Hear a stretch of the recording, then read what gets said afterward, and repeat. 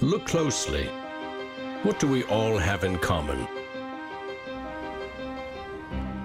No matter what corner of the world you live in, you need food, water, shelter, and money. Half of every transaction involves money in exchange for goods or services, stocks, a loaf of bread, illegal drugs. You gotta pay for it. We spend much of our lives chasing money to make a living and accomplish our dreams. But it's also an instrument of destruction. Some might say evil, driving criminals to lie, steal, and even murder. The existing banking system extracts enormous value from society, and it is parasitic in nature. Money is a catalyst for the worst and the best of human endeavor. Before civilization, we created currency, fuel for wars, the path to power, champion and enemy of innovation. Money is so integral to our society and our global economy that its true nature remains a mystery to most. This is the story of money, perhaps the end of money as we know it. No matter how fat your bank account or how thin your wallet, to us it's all cold hard cash. There are some who want to kill it. Get rid of it. Burn your dollars, your euros, your yen, and transform every penny you have into ones and zeros, digital currency. Entrust it to the web and computers spread across the planet. Magic internet money. It's called cryptocurrency, Bitcoin. Invented in secret, it was a gift to the world. It's not just a currency, but it's actually programmable money. A potential curse on bankers. And there's nothing that the big banks or politicians can do to stop it. Breaking every government's grip on money supply. What the internet did for information, Bitcoin is doing for money. Could it be the new gold? No, you have to really stretch your imagination to infer what the intrinsic value of Bitcoin is. Regulators, the Federal Reserve, the banking system, at least understand this is a thing that they have to take seriously. This is going to change the economic culture. Bitcoin could be a microeconomic miracle worker, and it could be a macroeconomic wrecking ball. Is Bitcoin the currency of the future? A godsend for criminals? Or a recipe for financial disaster?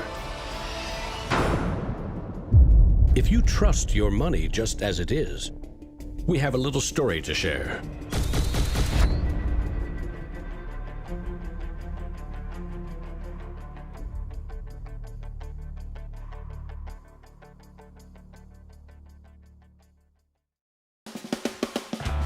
Once upon a time, there was a big party with everyone standing around the punch bowl, drunk.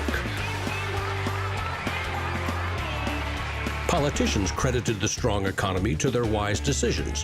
Businesses jumped into new profitable markets, ignoring risk. In fact, the experts said there was no risk.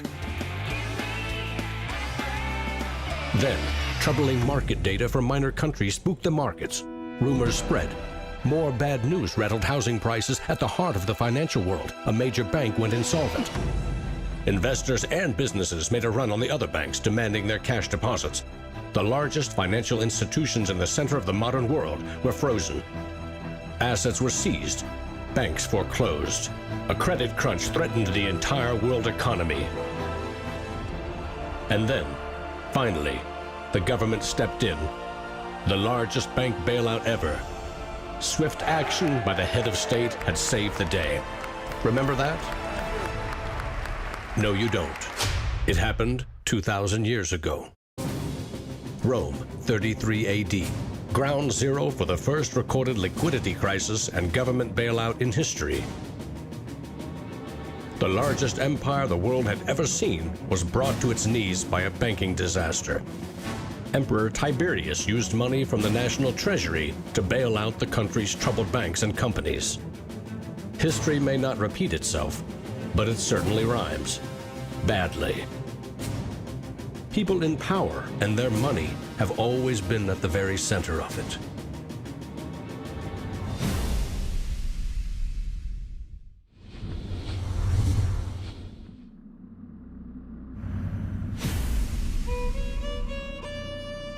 The story of money is as old as civilization itself.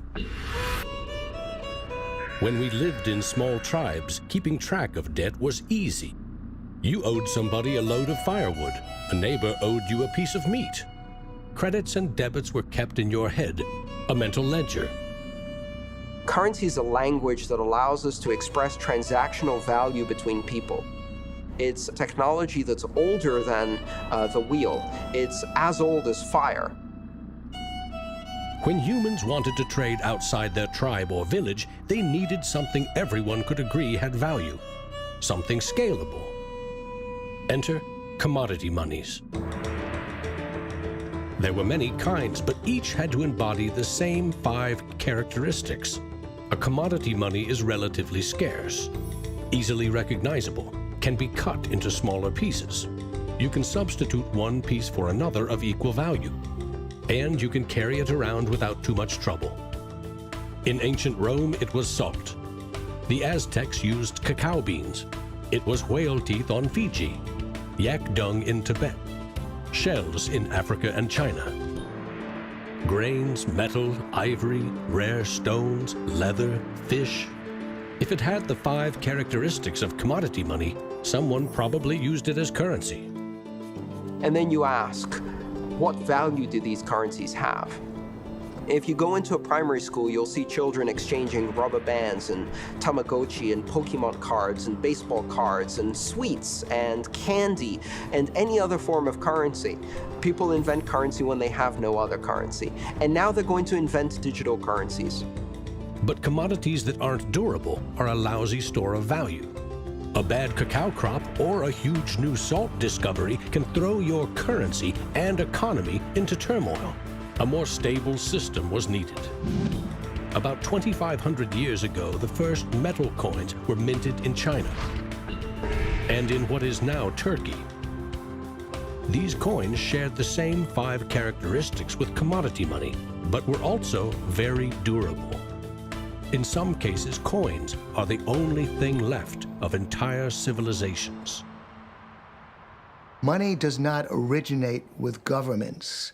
Money arises naturally as markets begin to develop and as people with a division of labor realize that if I have eggs and you have a cow, we may need some medium of exchange in order for you to buy my eggs or for me to buy your cow. Coins were an objective and universal unit of account, and they allowed people to buy and sell goods over vast regions. The market economy was born.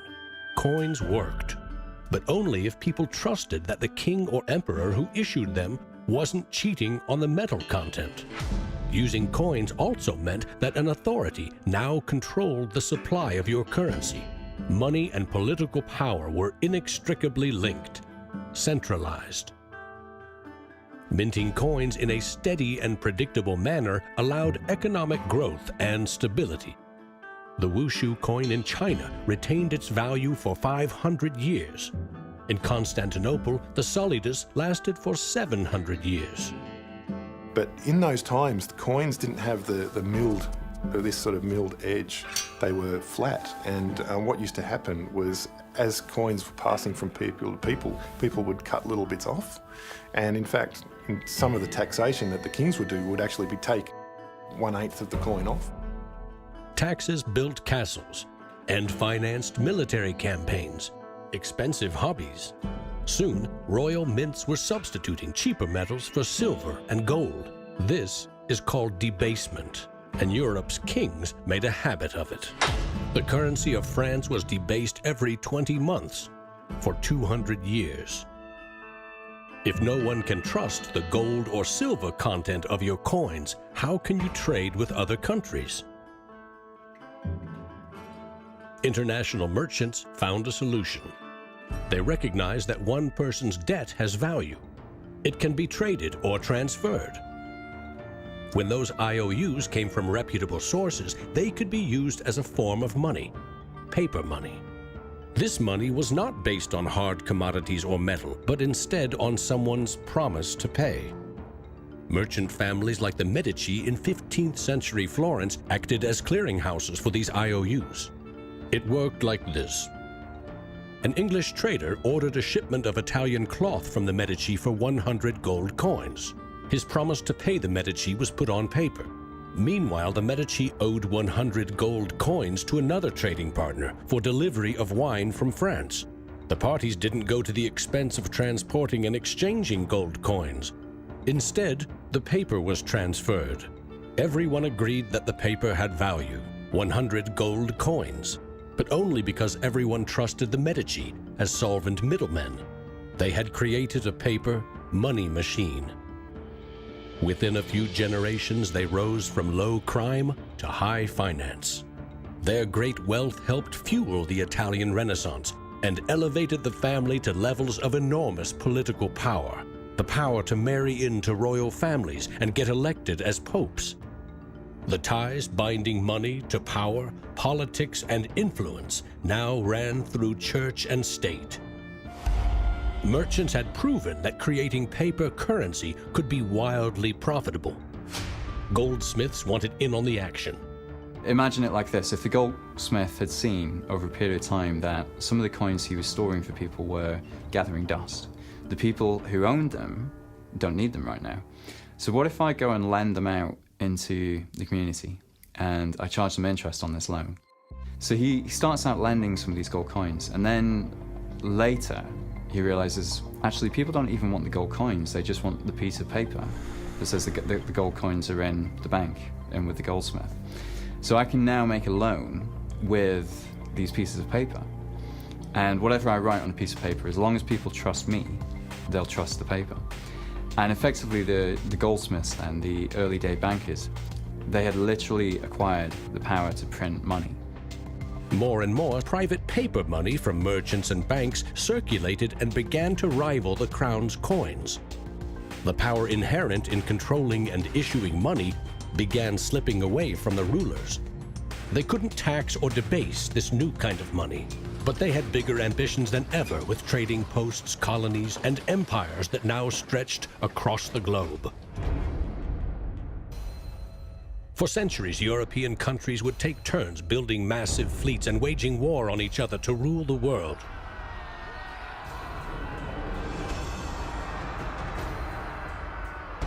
Government wanted to take the people's money in order to finance its wars. That's essentially the history of money. Money and warfare go together. War is expensive.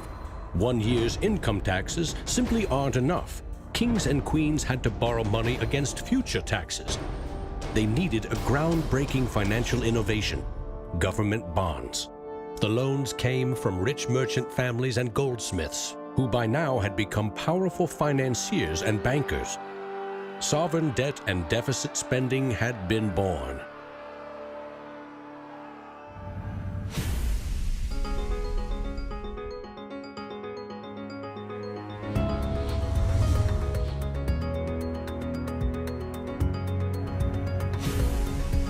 In 1694, the Bank of England was established to fund a war against France. England's central bank was privately owned and granted the monopoly to issue banknotes, paper that could be redeemed for an equal amount of gold from the government coffers. The central bank soon also managed the entire debt of the crown. Money has been a tool of sovereignty for centuries. Being able to issue currency gave you the power, but it also gave the value to that monetary supply by backing it with a force of state, with essentially the debt of state. When the U.S. won independence from Britain, the first article of the new Constitution gave Congress the exclusive right to coin money. This currency's value was tied to gold in government vaults. From 1781 until the Panic of 1907, the financial system of the U.S. was an economic petri dish. Brief central banks, state banks, private currency, government currency, depressions, strong growth, recessions, regular boom and bust cycles. The long term, as far as capital is concerned, people want predictability. People want stability. From the back of that, they can plan. Now, it's very hard to plan in the long term with such a level of volatility. In 1913, bankers and politicians decided that it was in the country's best interest, and theirs, to have a permanent central bank. they created the Federal Reserve. Among its jobs, expand or contract the supply of a single national currency, the Federal Reserve note. The dollar was tied to gold, and strategic control of it would avoid booms that lead to busts. At least that was the plan. Then came 1929.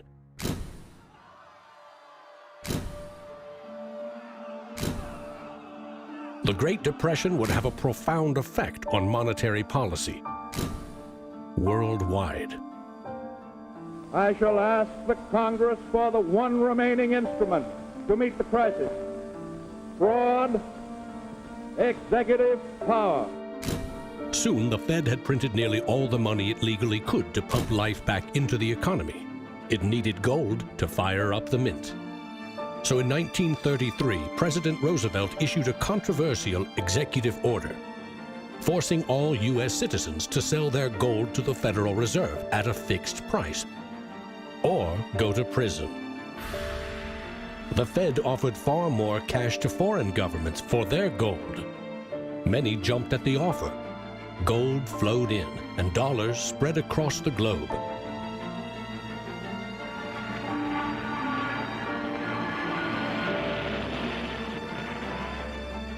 World War II devastated nearly every major economy, except the United States. The military and industrial juggernaut emerged as the global financial superpower. The dollar had become the world's most stable and trusted currency.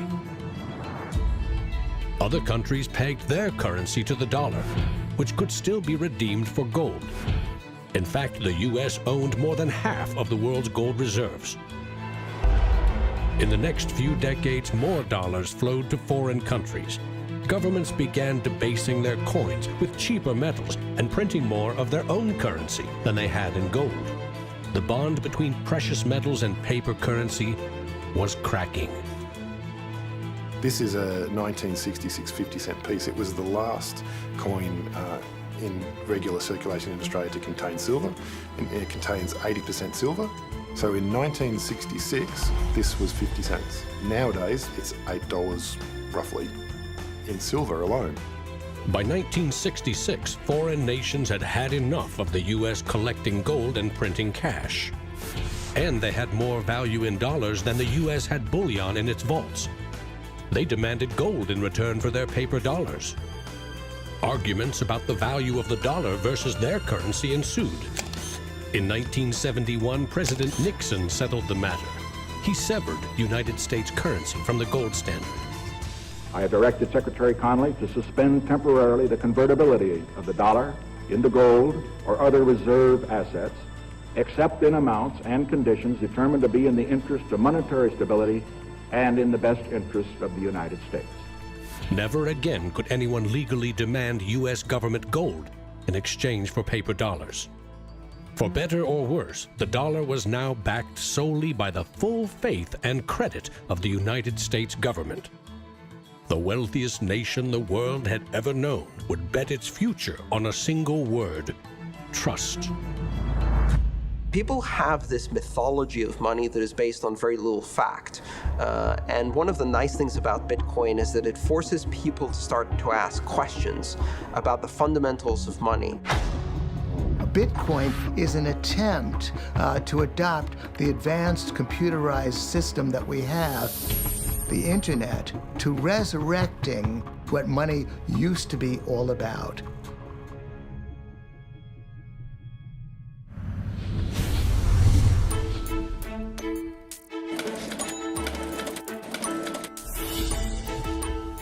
I think our dollar policies, our monetary policies, our fiscal policies have absolutely created a nation of debtors. Not just personal debt, not just corporate debt, but government debt. I mean, you have to look at those all together as one big thing. What is the wealth of the nation? Well, the wealth of the nation is a gigantic hole of money that we owe to the rest of the world that is never going to be paid back. Today, the United States pays more than $400 billion in interest to its creditors every year. When a government spends more money than it collects in taxes, it simply borrows more, or it creates more. At one time, every piece of paper money was backed by gold. Remember, for every $20 bill, there was $20 worth of gold in a government vault. Not anymore. Today, governments create currency by first creating bonds or treasury bills. These bonds are sold in the market, generating funds for the government that issued them. Large banks buy U.S. bonds to flip them, selling them to the Federal Reserve at a profit. This is the magic money machine. You see, the Fed is America's central bank, but it doesn't have any money. No cash on its balance sheets. When a bank buys a bond and takes it to the Federal Reserve, the Fed simply says, "Thank you, Mr. Banker. Here's the principal and some profit." New money isn't exchanged. It simply appears on the bank's accounts. Magic. For 100 years and counting, the precise mechanisms of these bond purchases have remained a secret. Here's where it gets really interesting. The Federal Reserve is not a government agency. It's a private entity, and its shareholders are banks which earn a dividend. As much as $80 billion per year total are paid out to some of the very same banks that sell the government debt to the Fed. Which banks? Don't even bother asking. That's also a secret. In other words, the magic money machine answers to no one. The Fed also sets the bar for how much interest you pay for a car, home, or business loan. The Federal Reserve has been given the impossible task of trying to run the credit and monetary system as though we are the Soviet Union. It's the central planner for the key aspect of capitalism, which is how money and credit is allocated. The Federal Reserve, on balance, does not help the economy. On balance, it hurts the economy. And it's bound to make mistakes, even with the best of intentions. The Fed is also supposed to boost employment with low interest rates, encouraging people and businesses to buy more goods and services. Governments getting involved in money is a good thing, and it's also a bad thing. It's a good thing because money is the arteries of the economy, the blood supply of the economy. Markets are subject to bouts of euphoria and despair, and it makes sense for governments to back currency and manipulate it. Moving the money supply up and down is the most powerful way to sedate that boom and bust cycle. Manipulating the supply of money has short-term and long-term consequences.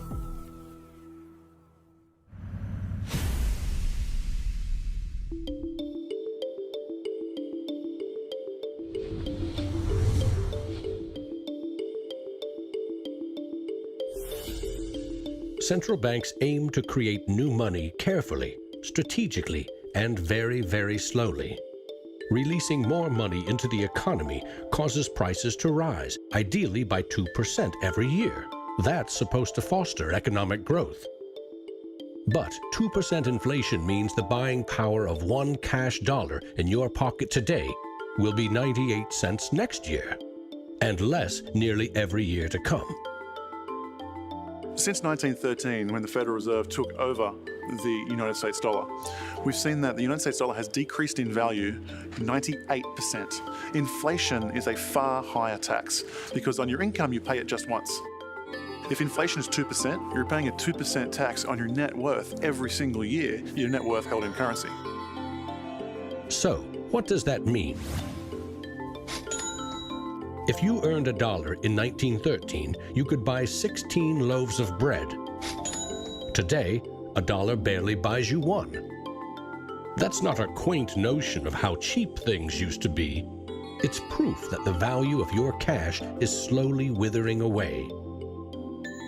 That $1 invested at 2% in 1913 would now be worth $7.24. More than 600% return versus a near total loss. The US dollar has gone from being worth $1 to now being worth about 4 cents. So that's, 96% of its original value. And it's a direct result of government control. Governments don't create money from thin air all alone. You play a key role in the magic money machine.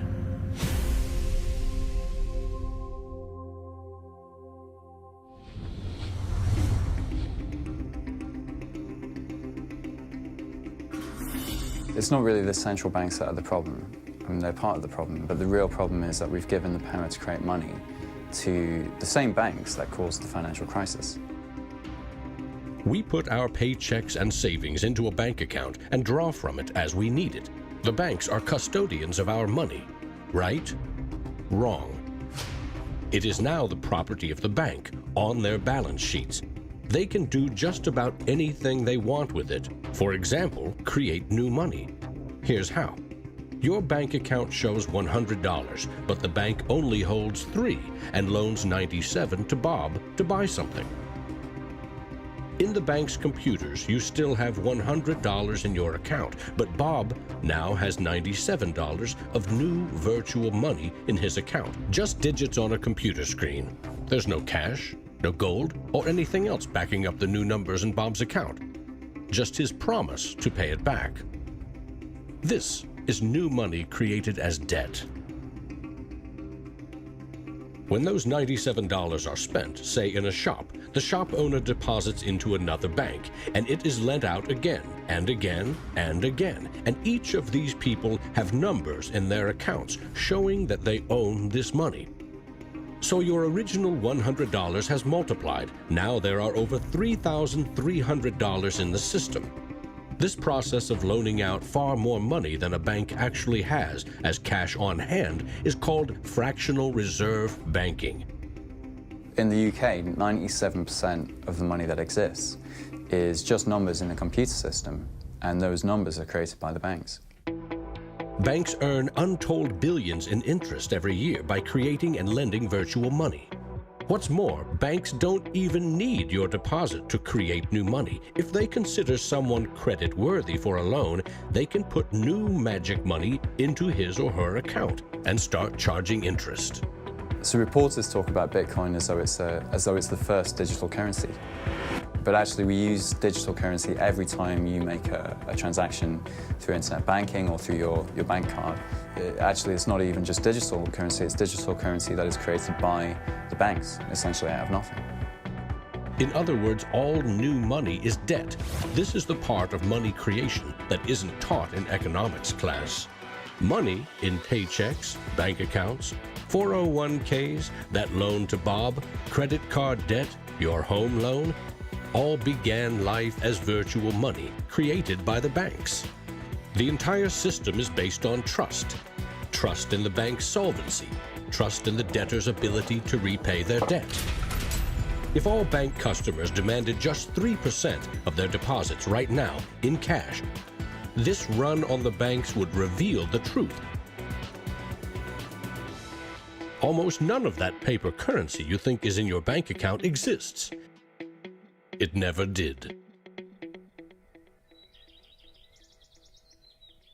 Remember the drunken party? Our financial crisis had everything to do with virtual dollars. Too many people with very little income borrowed a lot of money they could never repay. But the banks didn't care. They didn't have to. They quickly made and sold shaky loans to someone else for a profit. And I got them all approved. Hey! Apply now. Selling bad loans was a good business until the whole thing blew up in a global financial crisis.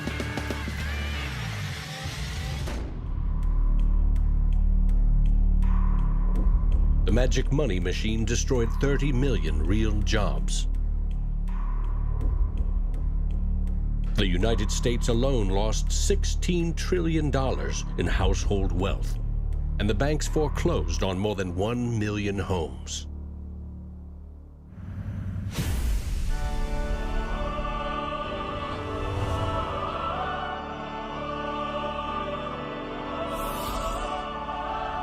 Selling subprime loans and betting they will fail may not be sacred, but it is lucrative. As much as 1/4 of our best and brightest are being lured by the siren call of the money machine. Instead of science, engineering, or medicine, they chose a career betting with other people's money. To get rich quick, very rich. And sometimes they take shortcuts. Getting by on a nickel and a dime. Money has a funny way of bringing us down. They say it makes the world go round and around. My ancestors in Greece talked about the corrupting influence of power. And nothing has changed in these 3,000 years. When you give control over massive amounts of money to a few individuals, they will take advantage of that control. Banks today are factoring in fines and money laundering and all the rules that they break into their cost of doing business. JP Morgan is today coming out and saying that Bitcoin is not a legitimate way of doing business. Banks today are tied into a system that is completely rigged to basically harvest money from the entire global economy and pump it into the hands of very few. Don't get consumed by greed. The existing banking system is cozy, it's captured the regulators, it extracts enormous value from society without delivering anything in return, and it is parasitic in nature. The banks play a very pivotal role in an economy. You look at any successful economy, it has successful banks. There's a very close correlation with banking profits and the economy as a whole. In medieval Europe, a banker who couldn't repay depositors was hanged. Today, that same banker would get bailed out, paid bonuses, and enjoy some tax benefits too. To date, no senior U.S. banking executive has been charged for selling the bad loans that fueled the Great Recession.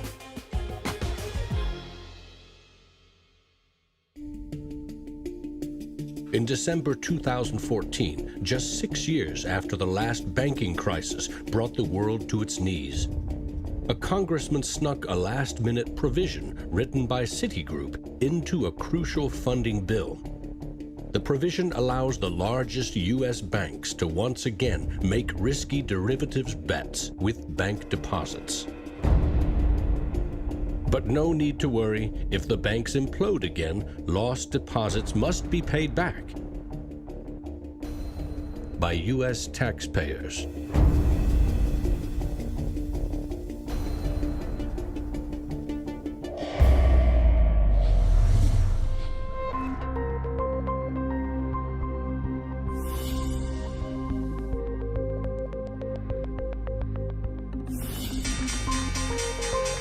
Today's financial innovators package assets in ever more complex ways, slicing, dicing, securitizing, always using someone else's money. They sell debt, transfer risks, leverage bets. That's what they call innovation. When you're talking about financial innovation, Bitcoin certainly is a very good example of innovation. But there's also been other innovations that people a bit closer to the world of finance would cite as good examples. An example of that would be the original swaps market. From there moving on to the credit default swap. It is an excellent example of financial innovation, but also if it's used incorrectly, it can create a lot of problems, as we've just seen.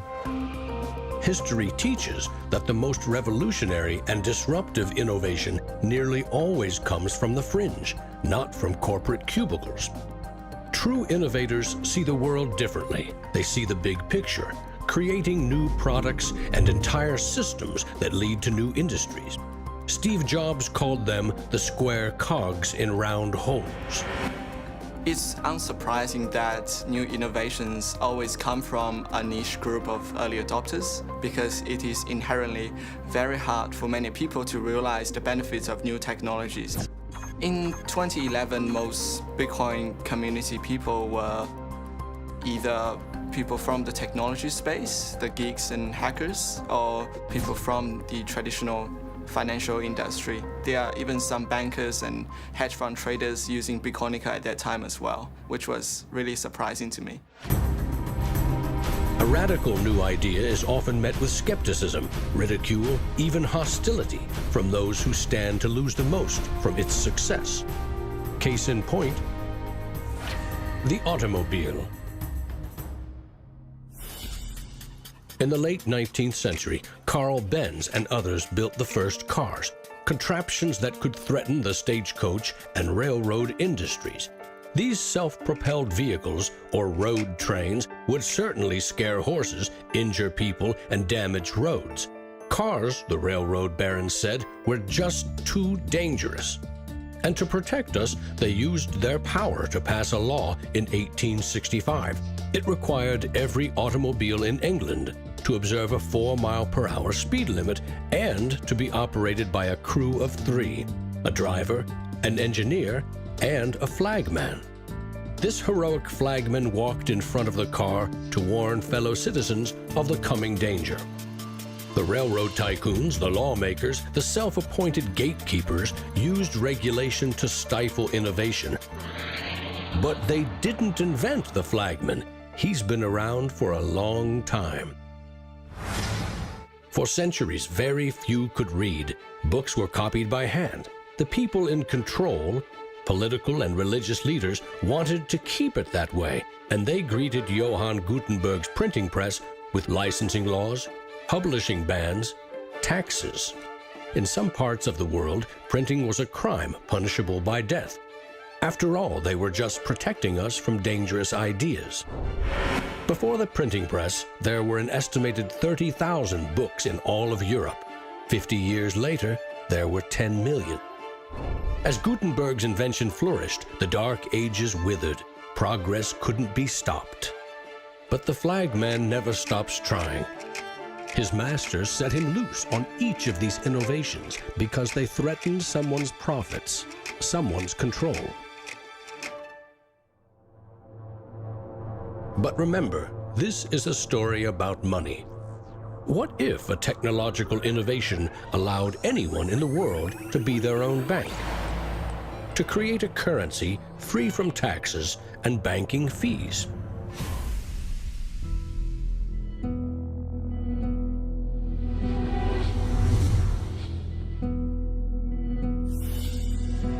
The U.S. Constitution forbids citizens from printing or minting their own currency, competing with or undercutting reliance on the U.S. dollar.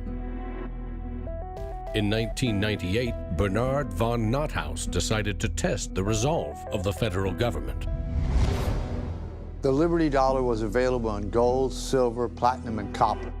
It was available in 3 forms, both in specie, in other words, gold and silver, in paper, as warehouse receipts, and in digital form.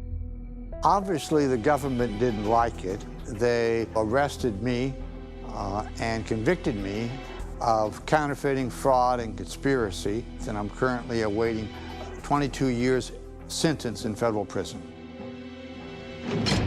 Lesson learned. At a hackers convention in the Netherlands, there was a young hacker there who used the alias of Satoshi Nakamoto. And he talked to a friend of mine, and he identified the Liberty Dollar and me as inspiring him to create a new currency. Bernard von Nothaus's arrest for creating private money may also have inspired Bitcoin's inventor to keep a lower profile, publishing the invention under an alias and vanishing. Part of me is interested to know like who Satoshi is. Maybe that's part of the mystique of the story. It's completely irrelevant to the functioning of Bitcoin because we have the code to read, but it would be kind of fun to know. Who is Archimedes? Who is Euclid? We don't know. We don't know if Euclid was one person or multiple people. And you know what? It doesn't matter. Euclidean geometry works whether I know who Euclid was or not, whether Euclid was a moral and good person or whether he was a corrupt plutocrat and a bastard. Science and mathematics have essential truth that stands alone, irrespective of its inventors and irrespective of their motives. Well, Bitcoin is a system based on mathematical truths, and these mathematical truths stand alone. We can read the source code in Bitcoin and understand it, and it will be true whether Satoshi Nakamoto is a man, a woman, a collection of individuals, a government agency, or aliens from the future. Bitcoin is digital currency and computer software. Capital B Bitcoin is the shared code that creates a global payment network using computers connected to the internet. Bitcoins are virtual currency, digital money created, stored, and exchanged on that network. But unlike virtual dollars created by a banker, this new currency was created with math by an anonymous inventor. Bitcoin is an open-source software protocol like much of the code supporting the internet and email. Open source means anyone, everyone, can use the protocol. No one person or company can control it. Every change to the software is public, open, and transparent. The code was first developed by Satoshi. Then there were dozens, now hundreds, of programmers constantly collaborating to improve Bitcoin's features and security. So what makes Bitcoin a breakthrough? It tackles an ancient human dilemma and solves a computer science problem. Any shared information or data can be flawed, corrupted. Anything can be faked. How do we know that what we're receiving can be trusted? In our traditional mindset, it's very important to know who is behind this currency because their reputation is significant in knowing that our funds and the true wealth is actually safe. In finance, we rely on trusted third parties like banks, credit card companies, remittance services. They keep track of money as it moves from one account to another, and they charge us handsomely for it. We trust that their digital ledgers of credits and debits balance. A financial system that cuts out these middlemen could be faster, cheaper, and more secure. But Bitcoin is digital. Music and movies are easily pirated, copied, stolen. How can a digital currency retain value if anyone can make 1 million copies? The answer is at the core of Satoshi's invention. A Bitcoin is not a file on a computer. It's an entry in the publicly distributed database called the blockchain. Just as the Medici kept a ledger of credits and debits, today's banks record each transaction as a plus and minus in their ledgers. Now we call them databases. Bank accounts are replaced by a digital wallet that you alone control. Bitcoin's ledger is the blockchain, a record of every Bitcoin in existence and every Bitcoin transaction ever made. It always balances because no Bitcoin ever leaves it. When a Bitcoin is sent from one digital wallet to another, what they are really sending is control over that part of the database. Code that is a unique key for the new owner. As the network processes transactions, it constantly synchronizes the one ledger across the global network. Each computer or Bitcoin miner has a complete and identical copy. And because the blockchain is public, it cannot be controlled by any one person or computer. Owners of the Bitcoin mining computers are rewarded with new Bitcoins for processing transactions and keeping the network secure.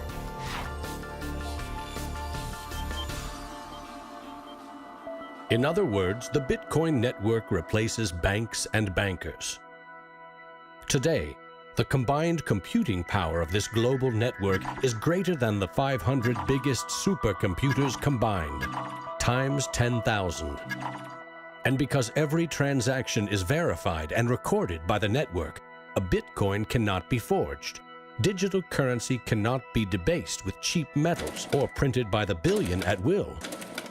Too much currency can unleash a monster, skyrocketing prices, trillion-dollar bills that can't buy a loaf of bread. There's a big movement in the U.S. demanding that the Fed be audited so we can find out what they're doing.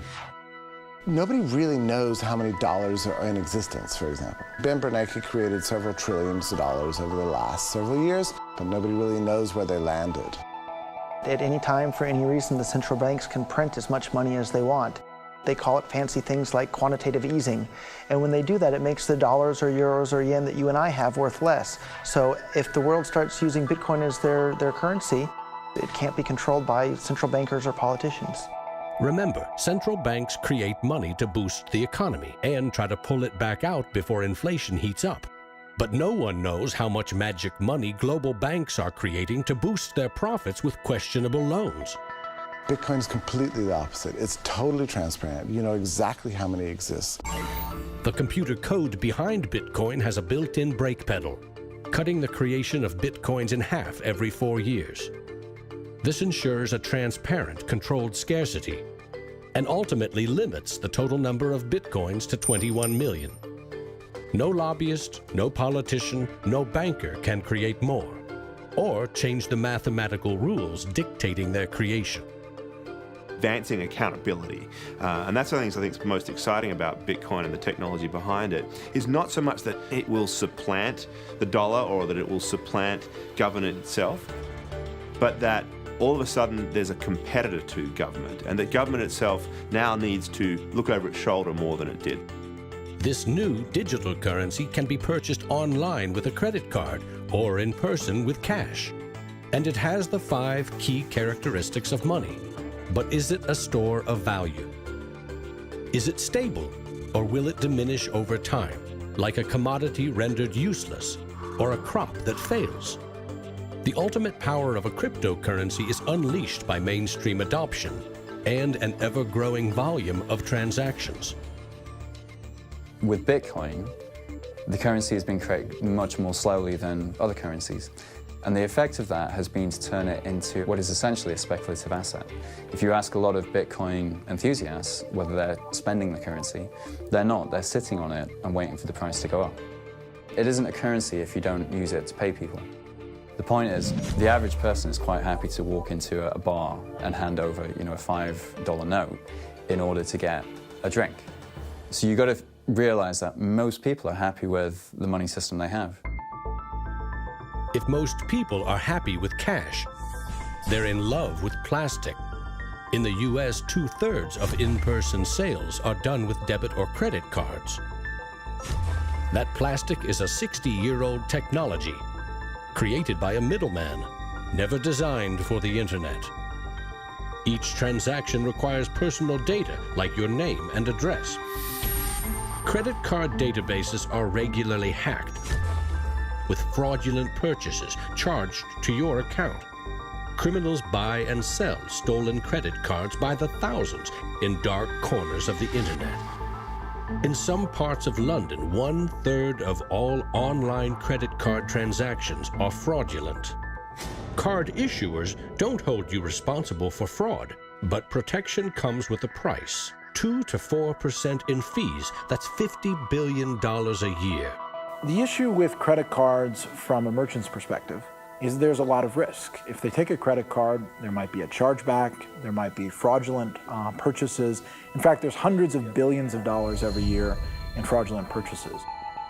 A Bitcoin purchase is done for pennies, but there are no protections. If you lose your passwords or are fooled into paying the wrong person, you can never get your money back. It is like digital cash.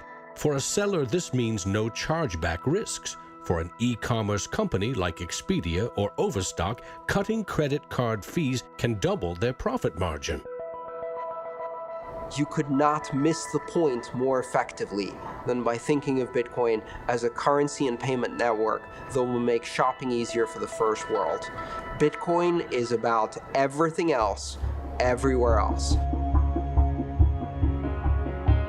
There are 2.5 billion people without a bank account. With Bitcoin, a mobile phone with an internet connection is now a bank with access to the global marketplace. What happens when Bitcoin services and infrastructure and Bitcoin wallets and payment processors start going into these countries?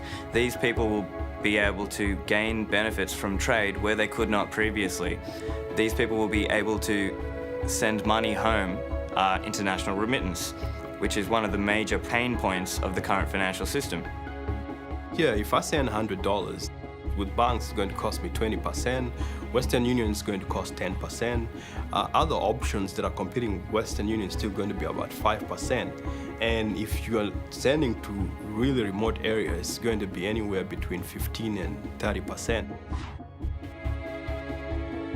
So in terms of money remittances, it's going to be a game changer using Bitcoin. You do not need a bank account. You just need an internet connection and a wallet to get set up. It's a tool to give people an access into the global ecosystem and give them a promise for an economic future, and specifically provide a way for them to not be dependent on a government that could shut down their bank accounts or even could go into their bank accounts and take out finances. Goldman Sachs came out with a report and they basically looked at if you were to replace all transactions globally, so FX, bank-to-bank transactions, with the Bitcoin protocol, and still charging 1%, mind you, it would save the global economy $200 billion, so not million, $200 billion a year in saved transaction costs, which ultimately goes back into the hands of the consumer. An international wire transfer can take up to 4 days.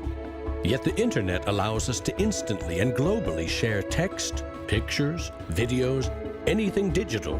Why not money? Money which we now know only exists as digits in a bank's database. Wouldn't it be great if you could send Bitcoin transactions just simply via tweet?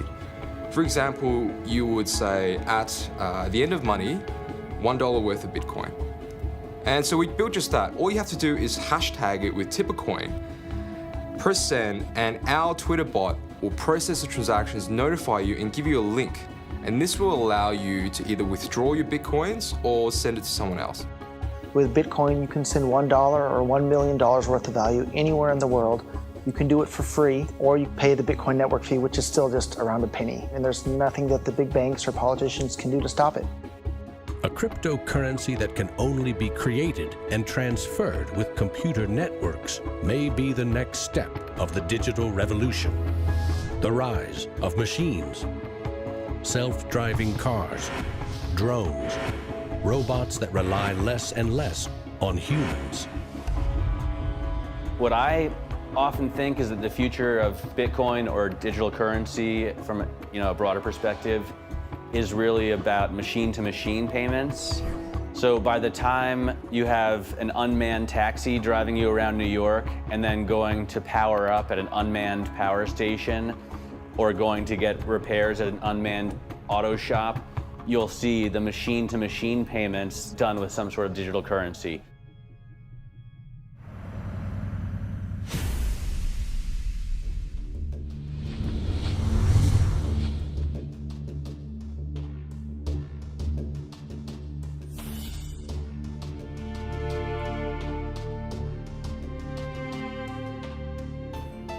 We actually built this world that we live in over the last 200 or 300 years. We've made some mistakes. We've learnt to make things better. The idea that there's some magic key, that if you just sort of stop doing a few things, that there'll be this perfect order that will settle, is a very childish, ideological delusion, in my opinion. But that is not to say that Bitcoin isn't an exciting thing. It's a terrifically exciting thing. But we have to try and engage with it with working minds, not with magical thinking. People are suggesting that it's going to be another world currency, rivaling the dollar or the euro or the yen. I think that's not going to happen. I prefer to trust the banks or the central government compared to the Bitcoin is because someone's accountable. Whereas with the Bitcoin, it's completely deregulated. There's no central control. There's no one held accountable. It is a free float. It's purely demand and supply driven. Mr. Williams? So clearly this is not a currency. Currencies don't behave like this. But what this is a high-risk speculative commodity. So for the entrepreneurs, the bankers, the governments, and everyone else studying and watching Bitcoin, all I have to say is that there will probably be a lot of volatility and an upward trajectory, and to buckle up.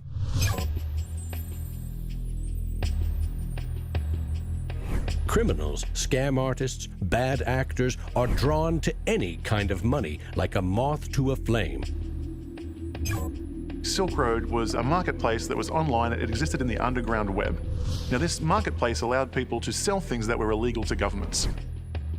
Fake IDs, pirated music, Bibles in North Korea. Are cryptocurrencies inherently bad? or just the newest tool to acquire the forbidden? Porn is illegal in Iran. Well, there's a few percentage points of sales on Silk Road was to sell porn to Iranians. Now, a much broader one that gets a lot of press with regards to Silk Road is drugs. I've been doing research over the past couple of years into the online drug marketplaces in the darknet using Tor and Bitcoin as technologies to enable illicit drug transactions. We did a global survey of drug users, and we had over 20,000 people respond to that. And the majority of those people were buying traditionally illicit drugs, ecstasy, cannabis. The FBI brought down Silk Road. It certainly hasn't stopped the trading of illicit drugs online. A lot of people want to criticize Bitcoin for being used for illegal things or illicit things, but if you look at it, the most popular currency in the entire world for doing bad things is the US dollar. If you think of Bitcoin as a platform instead of a currency, then you really begin to see the potential it has. The ledger, which cannot be forged, it cannot be changed, and is universally accepted, is genius. There will be Bitcoin technology forever, and it'll have applications for years to come. Creating a secure global payment system may just be the beginning. Patents, contracts, land titles, proof of ownership can be baked into Bitcoin, securely held in the public ledger. I read up more about Bitcoin, I played with the source code, I built some things that I realized this is actually a very, very powerful protocol. It's not just a currency, but it's actually programmable money.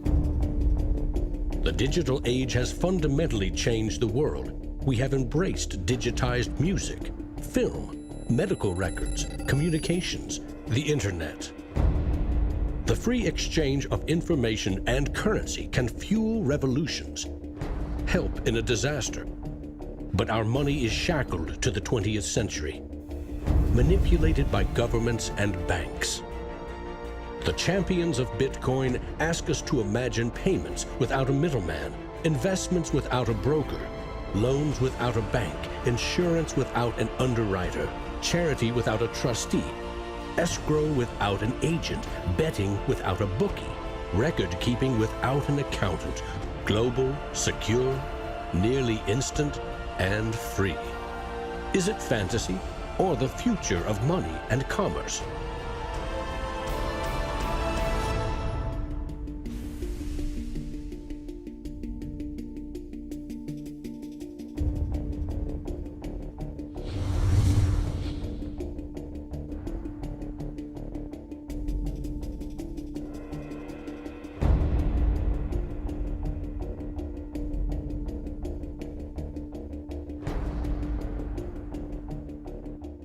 I love Bitcoins. I'm really into Bitcoin. Well, Satoshi Nakamoto, that's a name I love to say. And we don't know much about him, but he came to save the day. If you don't know what a Bitcoin is, right, usually the way people describe it is digital cash. It's money for the internet. Oh, Bitcoin, as you're going into the old blockchain. Oh, Bitcoin, I know you're going to rain, gonna rain. People are like, oh, I love my bank. I'm like, really? You ask a banker, you know what's 2 + 2? He's like, well, I can tell you, but there's a fee. Down the road it will be told about the death of old Mt. Gox, about traders trading altar coins and miners mining blocks. Now, Bitcoin is a new technology. I like to say it's banking light. All of the convenience, none of the evil. Bitcoin, as you're going into the old blockchain. Oh, Bitcoin, I know you're going to rain, till everybody knows, You know, when I go online and I buy, like, I don't know, a pair of socks, if I pay with a credit card, I'm just buying socks, right? If I buy those socks with Bitcoin, it's a revolution. I am sticking it to the man.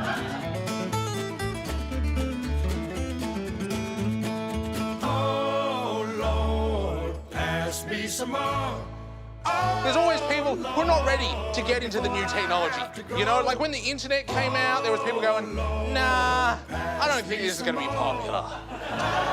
And then email came out, and people were like, nah, this isn't gonna catch on. And now Bitcoin comes out, and people are like, I don't think, I'm like, aren't you sick of being wrong? Get on this train, you know?